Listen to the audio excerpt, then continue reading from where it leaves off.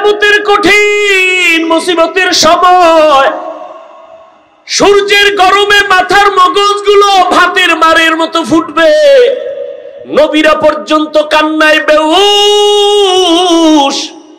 আদম নবী কাঁদবেন, আল্লাহ আমাকে বাঁচাও।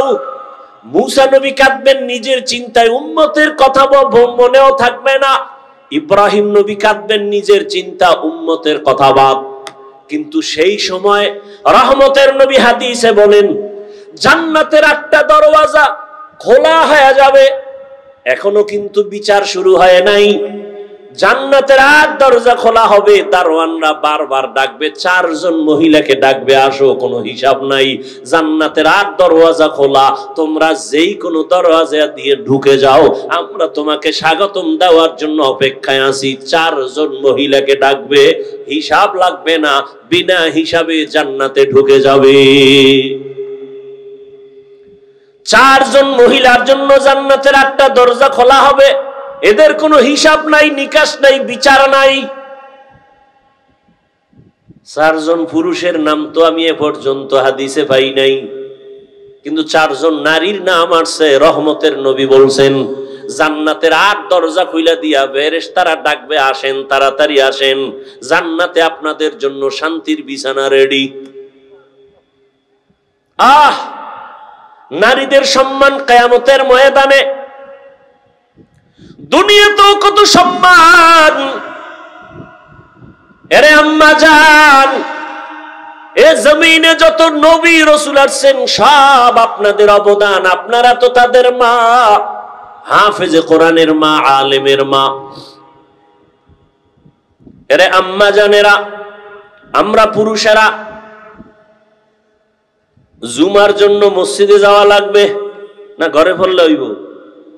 ঈদের নামাজের জন্য ঈদগাহে যেতে হবে। কয় বৃষ্টি বুঝি না, দৌড়মার।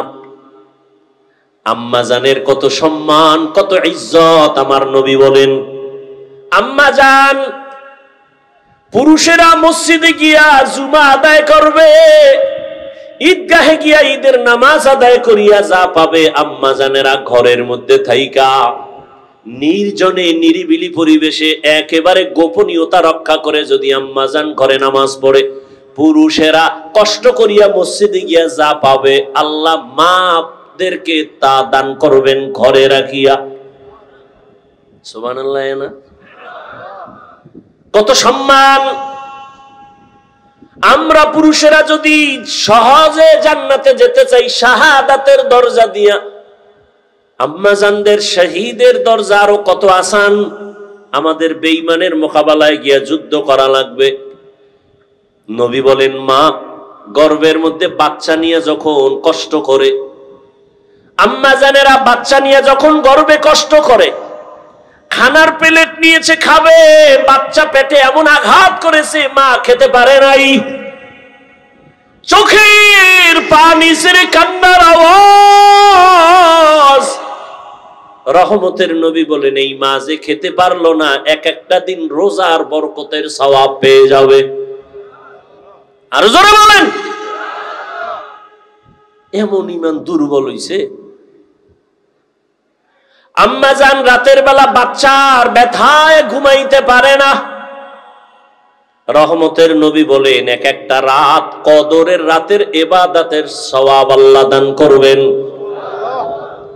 আম্মা জান যেদিন বাচ্চা প্রসব হব, আমি দুনিয়াতে আসব, আম্মা জানের কান্নার এত পরিমাণ আওয়াজ যে আম্মা জানের কণ্ঠের আওয়াজ বাহিরে যায় না, সে আম্মা জান বেকারার হয়ে গেছে। 7 আসমান বোধহয় মাথায় চেপে বসছে মায়ের কান্নার আওয়াজ। রহমতের নবী বলেন, ওই অবস্থায় কত নারী মরে যায়। বাচ্চা প্রসব কালে যদি কোনো আম্মা জানের ইন্তেকাল হয়ে যায়, বিনা হিসাবে শহীদি মর্যাদা নিয়ে জান্নাতে যাবে। কত মর্যাদা নারীর। কুলাঙ্গারের গোষ্ঠী পাগল হয়ে গেছে ইসলামকে। এই যে যত চান্দাবাজার ধান্দাবাজারা সব নিকৃষ্ট চরিত্রহীনেরা জানে ইসলাম শান্তি ছাড়া আর কিছু মানে না। কেন? তাহলে ওরা মেয়েদের নিয়ে আর হোটেলে হোটেলে মাস্তানি করতে পারবে না। আল্লাহ হেদায়েত দান করুন। আম্মা জান, কতটা সহজ আপনাদের জন্য আল্লাহ করে দিয়েছেন। কিয়ামতের ময়দানে যদি আল্লাহ জিজ্ঞাসা করেন আমার দ্বীন হেফাজতের জন্য কে হিজরত করছো, প্রথম দাঁড়াও। হাসরের ময়দানে একজন নারী, পুরুষও দাঁড়াতে পারবে না, একজন নারী দাঁড়ায় বলবেন হে আল্লাহ, দ্বীন হেফাজতের জন্য প্রথম আমি হিজরত করেছি, জন্মভূমি ত্যাগ করেছি, আমি এক নারী, রহমতের নবীর মেয়ে রুকাইয়া রাদিয়াল্লাহু তাআলা আনহা, উসমান রাদিয়াল্লাহু আনহুর বিবি।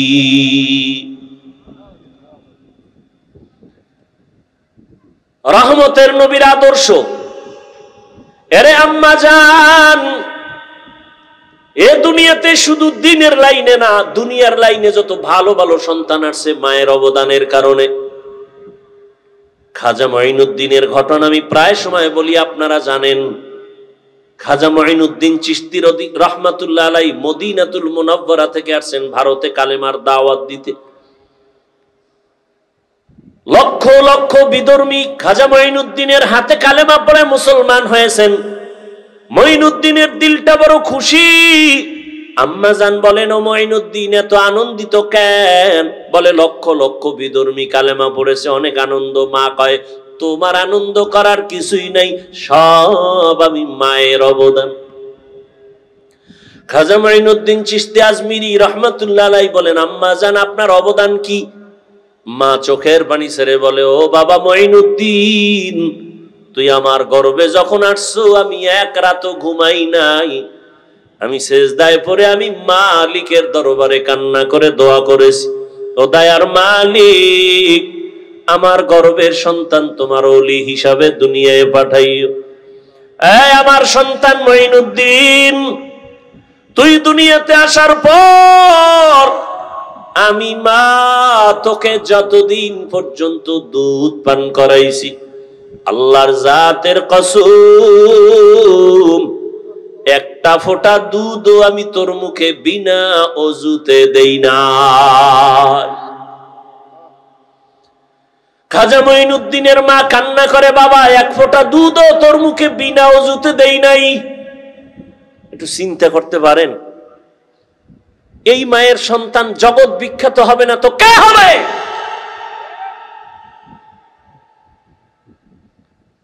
কে হবে? সন্তান জগৎ বিখ্যাত হবে না তো কে হবে?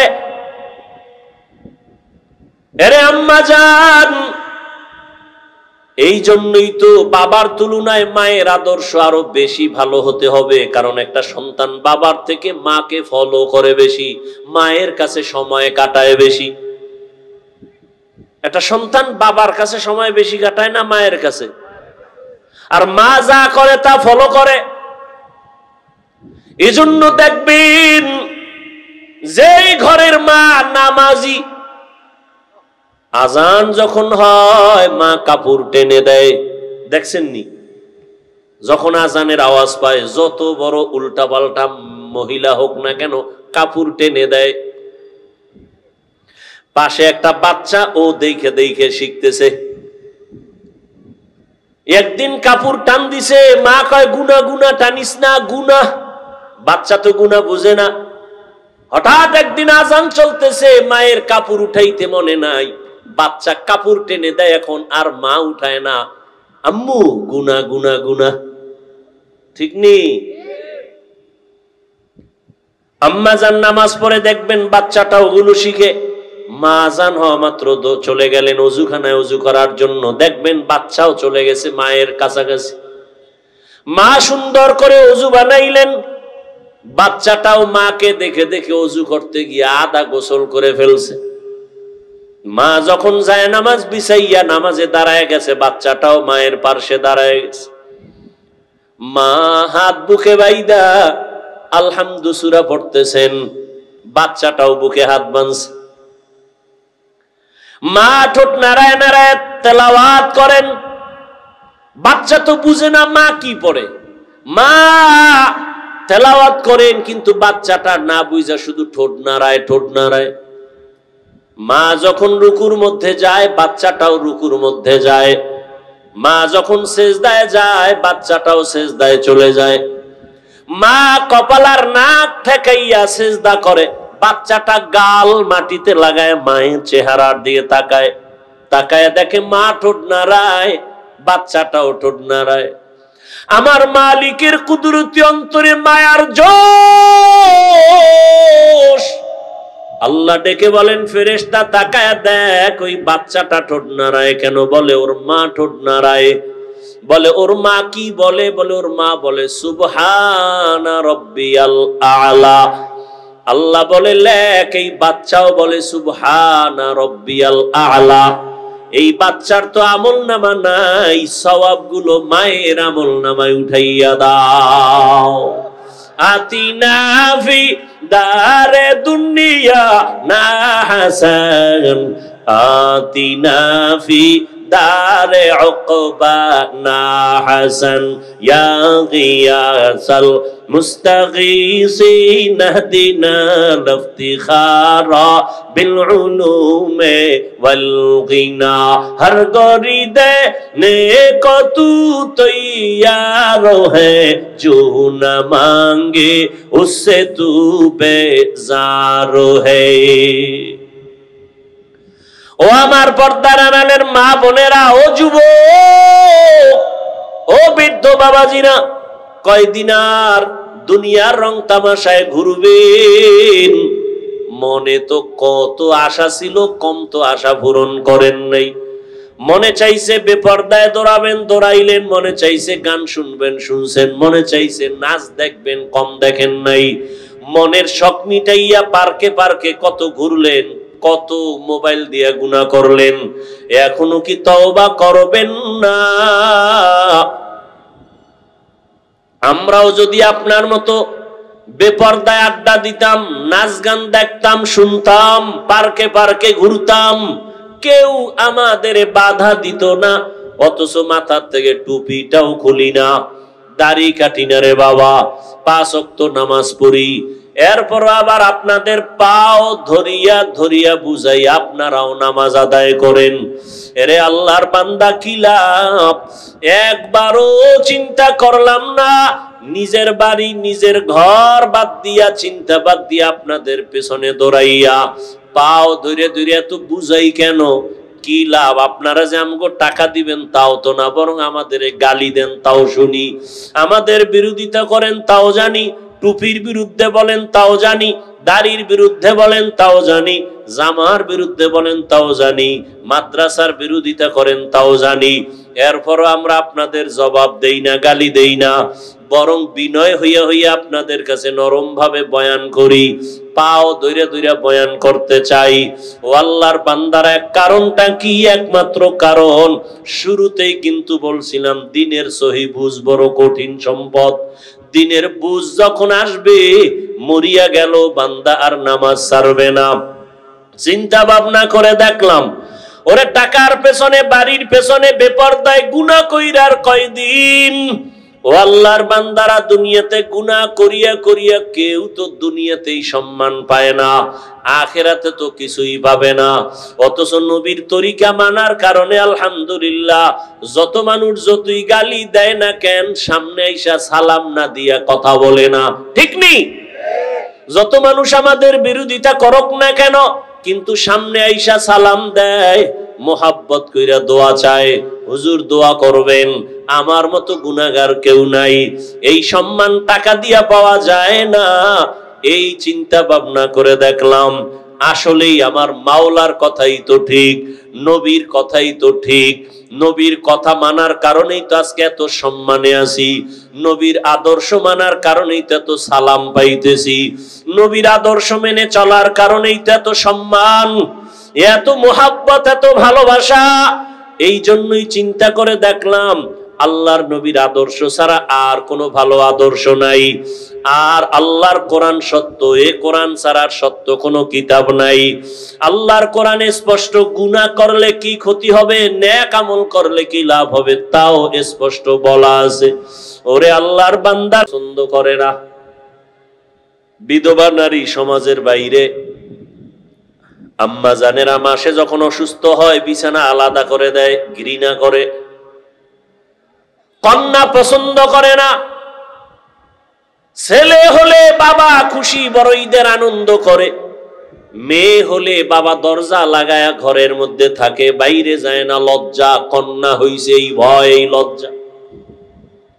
রহমতের নবী আসছেন, এত খারাপ জায়গায় রহমতের নবীরে আল্লাহ পাঠাইলেন কেন? যেই জায়গার মানুষ এত খারাপ, ওই জায়গার মধ্যে এত দামি রহমতের নবীকে কেন পাঠাইলেন? বলে যত বড় রোগী তত বড় ডাক্তার, ঠিক নেই? ইমামুল আউয়ালিন আল আখিরিন বাহরে সাদকা রাহমাতাল লিল আলামিন সাইয়্যিদুল কাউনাইন খাতমুল মুরসালিন আখির আমদ বুদে ফখরুল আউয়ালিন শত ওজুদাস রাহমাতাল লিল আলামিন মসজিদে উশুদ হামারো ইয়ে জমিন। রোগী যত বড় ডাক্তারও তত বড়। রহমতের নবী কেমন ডাক্তার? বলে শ্রেষ্ঠ ডাক্তার। শ্রেষ্ঠ ডাক্তার কাকে বলে? কয় যেই ডাক্তারের ঔষধ দেওয়ার পরে আর কোনো ডাক্তারের প্রয়োজন হয় না। রহমতের নবী এমন এক ডাক্তার, নবী আইসা এমন ঔষধ দিলেন যে ঔষধ সেবন করলে মানুষ দুনিয়াতেও লাভবান, আখিরাতেও লাভবান। অন্য কোনো ডাক্তারের ঔষধ নেওয়ার প্রয়োজন হবে না। কিন্তু এই জমিনের মধ্যে রহমতের নবীর ঔষধ বাদ দিয়া যারা আব্রাহাম লিঙ্কনের ঔষধ গণতন্ত্রে কলিজায় ঢুকাইছে, ওরা জায়গায় জায়গায় জুতার বাড়ি খাইতেছে। আসতে বলেন কেন? আব্রাহাম লিঙ্কনের আদর্শ গণতন্ত্র রহমতের নবীরটা বাদ দিয়া নিচে কপাল পুড়ে গেছে। লেনিনের আদর্শ নিচে, নবীরটা বাদ দিয়া কপাল পুড়ে গেছে। কালমার্সের আদর্শ নিয়ে নবীরটা বাদ দিছে, কপাল পুড়ে গেছে। জমিনের মধ্যে নবীর আদর্শ বাদ দিয়া ভিন্ন কোন আদর্শ যারা গ্রহণ করেছে, এরা মরার আগেই মরে গেছে। এদের ইজ্জত সম্মান সব নষ্ট হয়ে গেছে। আল্লাহর জাতের কসম, এ জমিনে একমাত্র রহমতের নবীর আদর্শ ছাড়া আর সুন্দর ভালো আদর্শ কারো মধ্যে নাই। রহমতের নবীর আদর্শ কত সুন্দর! কাউকে গালি দেওয়া যাবে না। কেউ যদি তোমাকে গালি দেয় জবাব দিও না, ধৈর্য ধারণ করো। নিজের হাতে বিচার নিও না, আসমানে ছেড়ে দাও। আসমান থেকে বিচার হবে, কঠিন বিচার, যা ফিরাইতেও পারবে না। ধৈর্য ধরে তুমি চুপ থাকো। স্বয়ং রহমতের নবীকে সামনে দাঁড়ায় বেঈমান গালি দেয়, নবী কোনো জবাব দেন না। আবু বকরের মাথা গরম, জবাব দিবেন ভাব। নবী ইশারা করলেন জবাব দিয়েন না। আর এক বেঈমান আইসা গালি দেয়, ওমর পাশে, মেজাজ গরম। ওমর বলে এখন ধরে ফেলবো। নবী ইশারা দিলেন কিচ্ছু বলিয়েন না। নবী বলেন বান্দা যখন চুপ হইয়া থাকে, আল্লাহর উপরে ভরসা করে বিচার দেয়, তখন ফেরেশতা আল্লাহ পাঠাইয়া ওই বেঈমানের বিচার করেন। বড় কঠিন, আল্লাহর বিচার বড় কঠিন।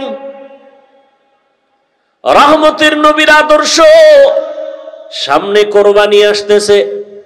নবীর আদর্শ কত সুন্দর! বলে শুধু মানুষ মানুষ হইয়া কষ্ট দিবে এতটুকুই না। বলে কোরবানি যারা দিবা, একটা পশুর সামনে আর একটা পশু জবাই করবা না, অন্য পশু কষ্ট পাবে। নবীর আদর্শ কতটাই সব। কোন পশুকে শোয়াইয়া রাইখা জবাই দিতে দেরি করবা না, কষ্ট পায়। এক পশুর সামনে অন্য পশু জবাই করবা না, কষ্ট পাবে। তাহলে একটা পশুর কষ্ট রহমতের নবী বরদাস্ত করতে পারেন না। সে জায়গায় মানুষ হইয়া মানুষের কষ্ট দিলে এটা কেমনে বরদাস্ত হবে? কিন্তু কপাল বড় খারাপ। এমন যুগে জমিনে জন্ম নিলাম, এমন সমাজে যে একটা কুকুর মারলে মানুষ কষ্ট পায়, কিন্তু মানুষ জবাই দিলে কষ্ট পায় না। কপাল বড় খারাপ। রহমতের নবীর আদর্শ এতটাই সুন্দর। জীবনে নবী একটা মিথ্যা কথা বলেন নাই, ঘোষণা দিলেন মিথ্যা বলবা না, হারাম। নবীও বলেন নাই, কাউকে বলার অনুমতিও দেন নাই। নবী কতটা সরল।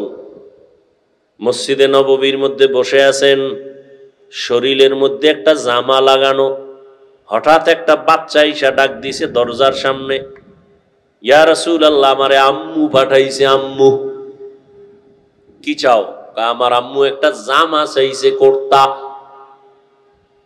নবী বললেন, আমার কাছে এক্সট্রা কুর্তা নাই, জামা নাই।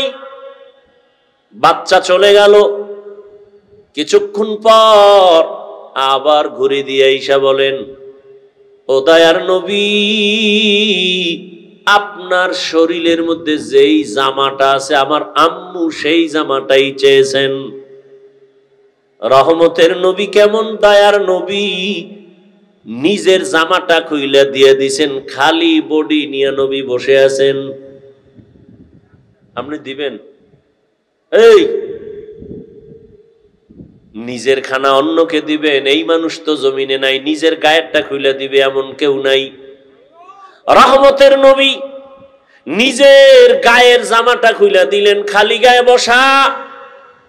হযরত বেলাল আসছেন আযান দেওয়ার জন্য, নজর পড়ে গেল রাসূলের দিকে, শরীরে পোশাক নাই, নবীর গায়ে জামা নাই। বেলাল লজ্জায় অন্য দিকে চলে গেলেন।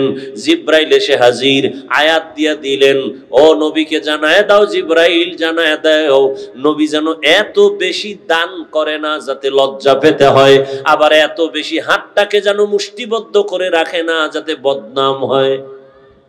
সূরা বনী ইসরাইলে আয়াত দিয়ে আল্লাহ পাঠায়া দিলেন। রহমতের নবী কতটা আদর্শওয়ালা নবী আমার। রহমতের নবীর আদর্শ দেখে মক্কার সব বেঈমান পাগল হয়ে গেল। এর মতো ভালো একটা সন্তান নাই। দীর্ঘ 40টা বছর নবীজির আদর্শ দেখা সব কুফর, সব কাফের, সব মুশরিক মূর্তি পূজা করে। নবী কি এগো বলছে সি সি কাছে আসবা না? বলছে? কথা বলেন না কেন? আপনি কি করেন? আপনি তো মুশরিক তো দূরের কথা, কাফের তো পরে, খালি মাঝে মাঝে নামাজ ছাড়ে। এর দেখে আপনি কেন দূর দূর দূর, তুই বেনামাজি আসবি না কাছে। আমনের নামাজ কবুল হইছে গ্যারান্টি কি? এত মাস্তানি ভাব কেন? রহমতের নবী মুশরিকের বুকে লাগায়, কাফেরের নবী আলিঙ্গন করেন, আর তুমি মুমিন মুসলমান হইয়া আর এক মুসলমানের সালাম পর্যন্ত দাও না। স্বার্থে আঘাত লাগছে, সালাম দেয় না। আছে না নাই? তোমার দোকানের পাশে আর একটা দোকান, তুমি মুদি দোকানদার, তোমার পাশে আর একজন এসে দোকান দিল, কেন সালাম নাই, কালাম নাই, দোয়া ইউনুস পরে ও যেন তাড়াতাড়ি মরে। ঠিক নি? জিন্দেগি মে বন্দেগি তু করনা হে, জিন্দেগি মে বন্দেগি তু করনা হে, जिंदगी बे बंदगी शर्मिंदा है, जिंदगी बे बंदगी शर्मिंदा है। यहाँ हम सब मुसाफिर दिल ना लगा, अहले दिल की नजर से रूह करता जा, शाह दौलत सब फकीर गर नेक ने है, शाह दौलत सब फकीर गर नेक ने है, जिंदगी में बंदगी तू करना है, जिंदगी बे बंदगी शर्मिंदा है, जिंदगी बे बंदगी शर्मिंदा है। देखें ना ताकाइया कत हिंसा। मस्जिদের এক ইমাম সাহেব নতুন মসজিদে আসছে, মুসল্লি বেড়ে গেছে, আর একজনের কাছে বড় কষ্ট লাগে, অত মুসল্লি কেন? ঠিক নি? এক দোকানে কাস্টমার বেশি, অন্য দোকানওয়ালার মনে কষ্ট, ওখানে কাস্টমার এত বেশি কেন? ওরে আল্লাহর বান্দা, মুসলমান হইয়া মুসলমানকে সহ্য করতে পারে না এমন আদর্শ আপনার আমার। যদি সহ্য করতে পারতেন, ফেসবুকটা খুইলা বেঈমানের বিরুদ্ধে কথা বলা হতো। মুসলমান হইয়া মুসলমানের বিরুদ্ধে কোনোদিন কেউ কথা লিখতে পারতো না। কিন্তু কপাল কত খারাপ এই জাতির, শুধু মুসলমানের বিরুদ্ধেই লেখে না, এই জাতি যাদেরকে দেখা জান্নাতের পথ পাবে ওই উলামায়ে কেরামদের নাম নিয়ে নিয়ে ফেসবুকে লেখা এমন কিছু কুলাঙ্গার বেয়াদবেরা তারা সতর্কবাণী দেয়, হুজুর আপনি সতর্ক হইয়া যান, আমার লেখা এজন্যই দিলাম, সতর্ক করলাম। ওরে তোর মতো বেয়াদবের অধিকার নাই একজন আলেমের ভুল ধরবি।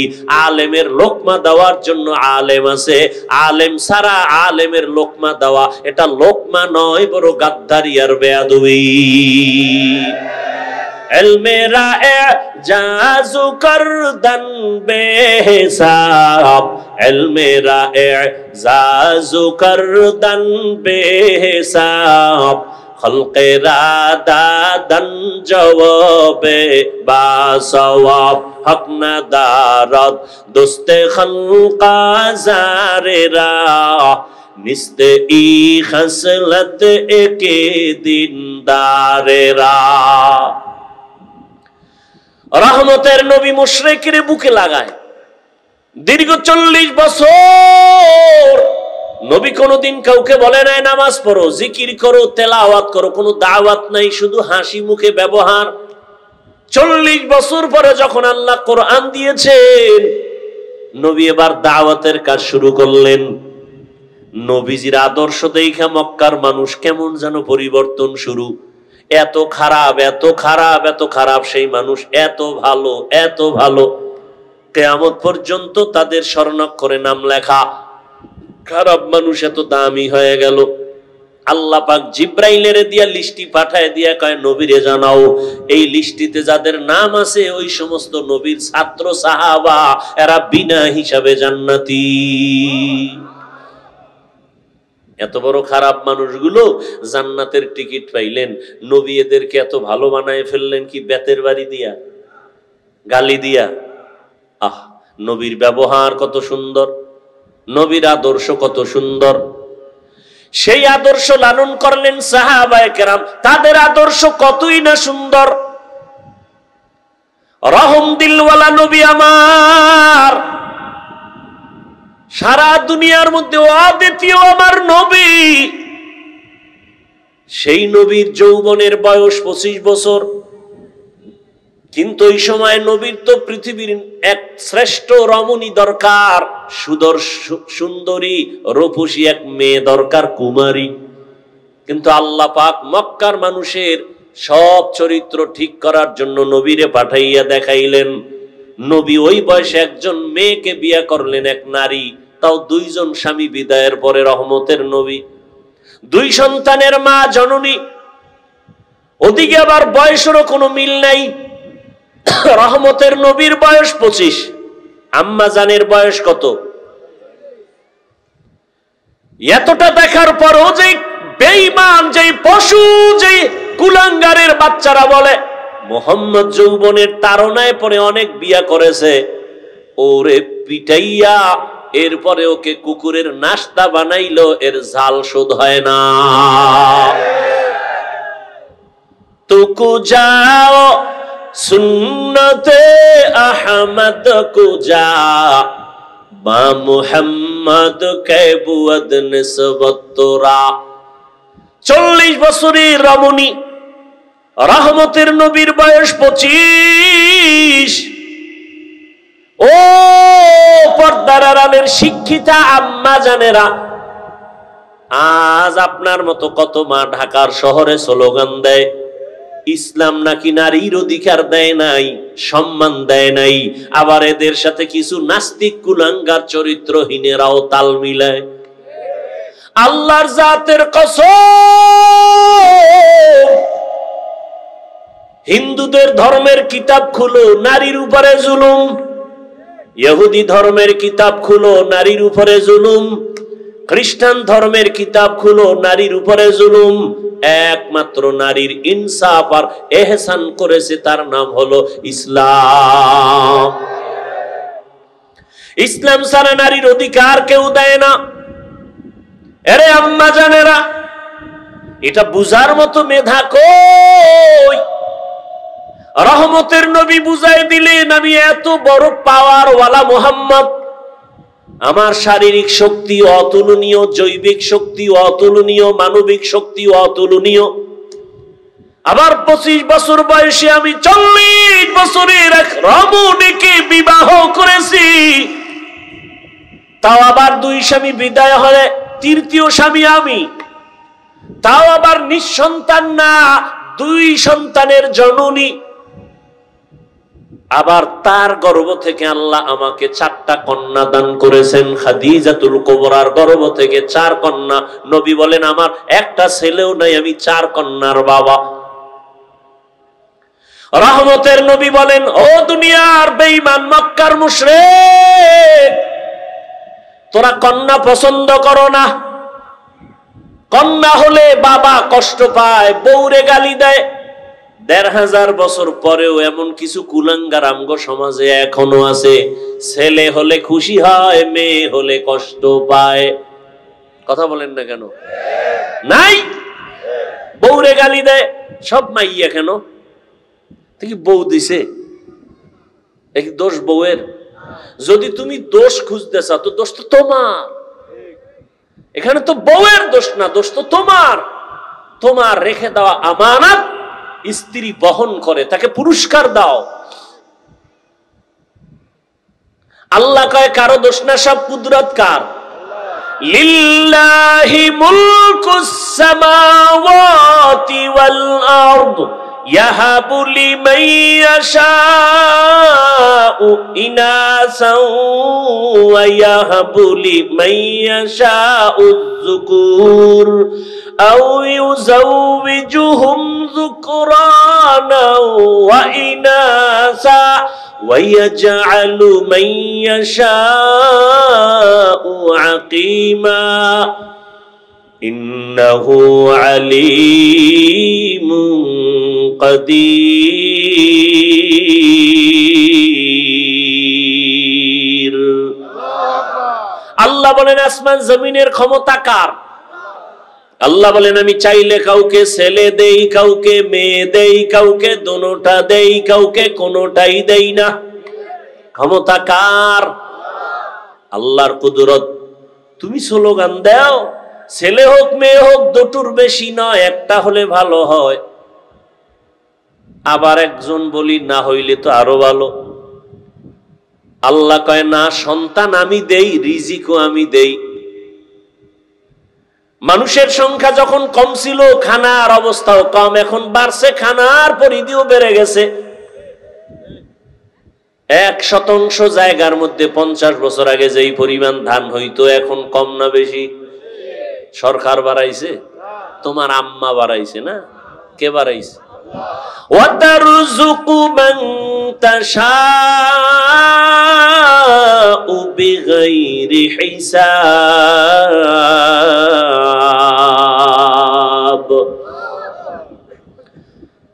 আগে 10টা পেয়ারা খাইলো টের পাওয়া যায় না, এখন এত বড় বড় পেয়ারা একজনে একটা খেতে পারি না।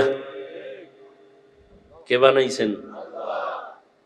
এত হাজার হাজার মাছের খানা যিনি দিতে পারেন, হাজার হাজার প্রাণীর খানা যদি জঙ্গলে দিতে পারেন, সেই মালিক মানুষ তোমারে কেন দিতে পারবে না? এত অন্তর কেন তোমার দুর্বল? রহমতের নবী বলেন এই খাদিজার গর্ভ থেকে আমার কয়টা কন্যা? 4 কন্যা। আমার কোনো ছেলে নাই। মক্কার বেঈমানেরা ঘুরে ঘুরে কয় মুহাম্মদ মরে গেলে বংশ শেষ, ধরে রাখার কোনো ছেলে নাই। নবীর মনে কষ্ট। আল্লাহ বলেন আপনার কোনো চিন্তা নাই, ইন্না আতাইনাকাল কাউসার, আমি আপনাকে কাউসার দান করব, আর এই কাউসারের দ্বারা সম্মান থাকবে কিয়ামত পর্যন্ত। রহমতের নবী বলেন আমি কত দামি ব্যক্তি যে আমার একটা ছেলে নাই, আমি 4 কন্যার বাবা। ও দুনিয়ার কন্যার মা বাবারা শুইনা রাখো, একটা কন্যা যদি কেউ পাও, ও বাবা তুমি একটা কন্যা পাইছো, তুমি একটা জান্নাতের মালিক। 2 কন্যা পেয়েছো, তুমি 2টা জান্নাতের মালিক। 3টা কন্যার বাবা হয়েছো, তুমি 3টা জান্নাতের মালিক। তুমি 4 কন্যা পেয়েছো, তুমি 4টা জান্নাতের মালিক। মক্কার মানুষ কত খারাপ, কন্যাকে শুধু অপছন্দ করে তাই না, বাবা হইয়া কন্যাকে জ্যান্ত চাপা দিয়া, পাথর চাপা দিয়া মেরে ফেলে। এতটা খারাপ মানুষ, সেখান থেকে ভালো মানুষে পরিণত করলেন রহমতের নবীর আদর্শ। এরে আল্লাহর গোলাম, হাসরের ময়দান এত কঠিন, ওই সময় যদি আমার আল্লাহ জিজ্ঞাসা করেন, হাজারো কোটি কোটি কোটি কোটি মানুষের ভেতরে আমি আজ একজন মানুষ চাই যে সবার সামনে পুরস্কার দিব, কোন মানুষ? বলে যেই মানুষটা প্রথম আমার হাবিবের হাতে কালেমা পড়েছো, দাঁড়াও। আম্মা জানেরা ভালো করে খেয়াল করেন, হাসরের ময়দানে প্রথম আল্লাহ যদি জিজ্ঞাসা করেন নবীর হাতে কে কালেমা পড়েছো, দাঁড়াও, একজন পুরুষও দাঁড়াবার ক্ষমতা রাখবে না। ওই সময় রহমতের নবীর হাতে কে প্রথম কালেমা পড়েছে, এই প্রশ্নের জবাবে একজন নারী দাঁড়ায় বলবে, হে আল্লাহ, তোমার এই কথার আমি সেই ব্যক্তি, একজন নারী, প্রথম মুহাম্মদের হাতে কালেমা পড়েছি, আমি প্রথম নারী ইতিহাসের পৃষ্ঠায়, আমার নাম খাদিজা।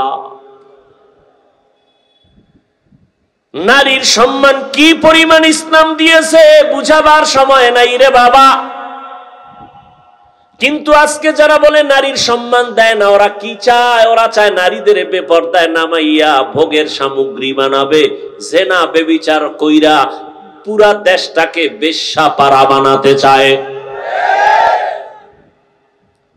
ওরা লম্পট, ওরা নারীর দুশ্মন, ওরা মানবতার দুশ্মন, ওরা স্বাধীনতার দুশ্মন, ওরা রসুলের দুশ্মন, ওরা ইসলামের দুশ্মন। ওদের মতো লম্পট চরিত্রহীন জমিনে আর কেউ নাই, ওরা তাসলিমার ফুটানো বাচ্চা। কিয়ামতের ময়দানে রব্বুল আলামিন যদি প্রশ্ন করেন, দ্বিতীয়, আমার ইসলাম দুনিয়াতে টিকাইয়া রাখার জন্য কে কল্লা দিয়েছো, রক্ত দিয়েছো, শাহাদাতের পেয়ালা পান করেছো? কিয়ামতের ময়দানে কোনো পুরুষ দাঁড়াবার সাহস রাখবে না। সাইয়্যিদুশ শুহাদা, যাকে বলা হয় আমিরে হামজা রাদিয়াল্লাহু আনহু, রাসূলের চাচা, তাকে বলা হয় শহীদগণের সর্দার, তিনিও দাঁড়াবার সাহস নাই। আল্লাহর প্রশ্ন হলো, শহীদের ময়দানে প্রথম আমার দিন জিন্দা করার জন্য কে কল্লা দিয়েছো? একজন পুরুষ দাঁড়াতে পারবে না, সাইয়্যিদুশ শুহাদা আমির হামজাও দাঁড়াতে পারবে না। দাঁড়াবে একজন নারী, দাঁড়ায় বলবেন, হে মালিক, তোমার এই কথা অনুযায়ী প্রথম ইসলামের জন্য আমি কল্লা দিয়েছি, আমি এক নারী, সুমাইয়া রাদিয়াল্লাহু তাআলা আনহা। নারীর সম্মান শুধু দুনিয়ায় না আখিরাতেও বলার সময় নাই।